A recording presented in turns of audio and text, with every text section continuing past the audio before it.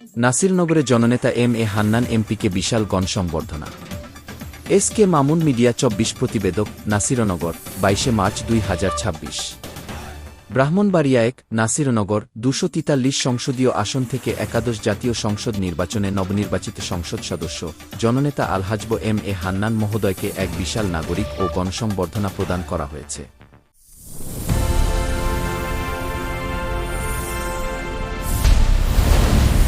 SK Mamoon Media 24 রোববার ২২ March Nasirnagar উপজেলা সংবর্ধনা আয়োজন কমিটির উদ্যোগে এই জাঁকজমকপূর্ণ অনুষ্ঠানের আয়োজন করা হয়।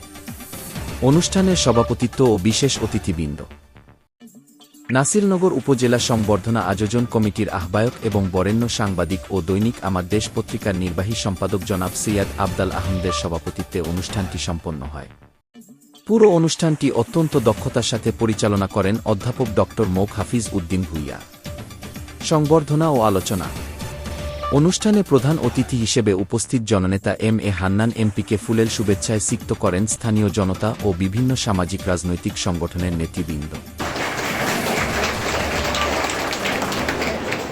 সংবর্ধনার জবাবে সংসদ সদস্য এম এ হান্নান বলেন, এই বিজয় নাসিরনগরবাসীর বিজয়। আমি আপনাদের সেবক হিসেবে এলাকার উন্নয়নে নিজেকে উৎসর্গ করতে চাই। সভাপতি সৈয়দ আবদাল আহমদ তার বক্তব্যে নাসিরনগরের উন্নয়নে দলমত নির্বিশেষে সকলকে ঐক্যবদ্ধ হয়ে কাজ করার আহ্বান জানান। উপস্থিতি সংবর্ধনা অনুষ্ঠানে উপজেলার বিভিন্ন ইউনিয়ন থেকে হাজার হাজার মানুষ স্বতঃস্ফূর্তভাবে যোগদান করেন।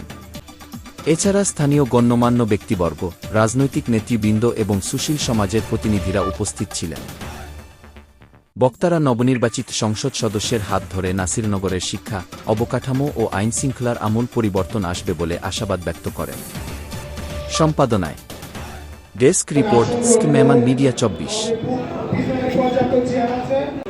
আমরা আজকে যে দলের অধীনে নির্বাচন করে রাষ্ট্র ক্ষমতায় এসেছি, আমরা এখানে জানা আছি প্রত্যেকটা সাপের বিশেষ যে যন্ত্রণা নিয়ে চলাফেরা করছি। আমি চেয়ারম্যানই করছি ৪ বছর, মনে আছেন আমার আগের যে এমপি, তাই ওসিরে বলা যখন পর্যন্ত ধর্মনগরের চেয়ারম্যান কেন অ্যারেস্ট করে না, ৪টা বছর কম আরাম করে চলছি। আমি মাননীয় সংসদ সদস্যকে অনুরোধ করা বা চুক্তি দেওয়ার মতো ক্ষমতা আমার নাই। তবে প্রথম যখন আমি ভোট গণার সময় এমপি সাহেব কইতেছে মানে কিছু ভোট বেশি পাইছি, পরে যখন ফুল ভোট করা হয়েছে তখন আমি আমার মতো ইউনিয়ন ৩-৪টা না দিলে কি তুইল, যে ভোট পাইছে আমার ইউনিয়নের মতো ২-৩টা ইউনিয়ন না পাইলে কি চইল না। প্রত্যেকটা বিষয় আল্লাহর রহমতে ক্ষমতায় মানুষ যায়। আমি অনুরোধ করবো যে ক্ষমতার অপব্যবহার যেন না হয়, এ বলে আমার বক্তব্য শেষ করলাম। আসসালামু আলাইকুম। এবং আজকে প্রধান অতিথি আমাদের নির্বাচিত সাংসদ জনাব এম এ হান্নান ও বিশেষ অতিথিবৃন্দ এবং সামনে বসা আমার সকল স্তরের নেতৃবৃন্দ, আসসালামু আলাইকুম। ঈদ মুবারক, ঈদের শুভেচ্ছা জানাচ্ছি। আজকে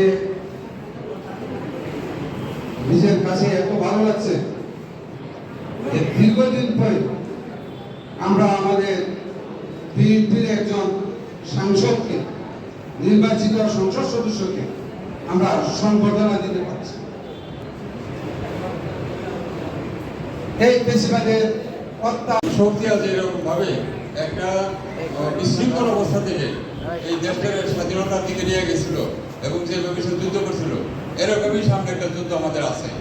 কাজেই মুক্তিযুদ্ধের পক্ষের যারা আছে এবং বিপক্ষের যারা আছে প্রত্যেকে সমন্বয় করে, এবং আমরা এখানে যারা আছেন আপনারা সবাই গুণীজন, সবাই যদি আপনারা ঐক্যবদ্ধ না থাকেন তাহলে আপনারা দেশের যে কাঙ্ক্ষিত যে ফলাফল এটা আপনারা পাইবেন না।